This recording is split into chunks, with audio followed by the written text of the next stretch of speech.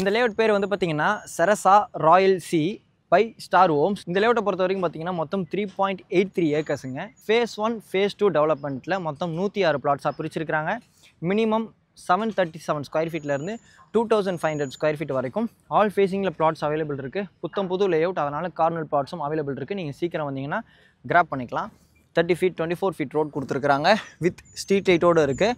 அதே மாதிரி வந்து பார்த்திங்கன்னா நான் இப்போ ரீசன்ட் டைமில் பார்த்த லேஅவுட்லேயே வந்து பார்த்திங்கன்னா ட்ரைனேஜோடு இந்த லேஅவுட்டில் இருக்குங்க. ட்ரைனேஜ் அப்படின்றது மழை தண்ணி பேஞ்சால் போகிறதுக்கு இருக்கக்கூடிய கால்வாய், சீவேஜ் அப்படின்றது வேறு.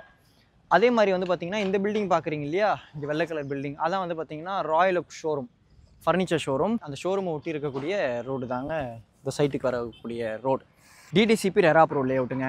இந்த லேஅவுட்டில் ஒரு ஸ்கொயர் ஃபீட்டோட ரேட் வந்து பார்த்திங்கன்னா 4500 rupees கோட் பண்ணியிருக்கிறாங்க. Star Homes. உங்களோட சிபில் நல்லா இருக்குது அப்படின்ற பட்சத்தில் 80% வரைக்கும் லீடிங் பேங்க்ஸில் லோன் அரேஞ்ச் பண்ணி கொடுப்பாங்க.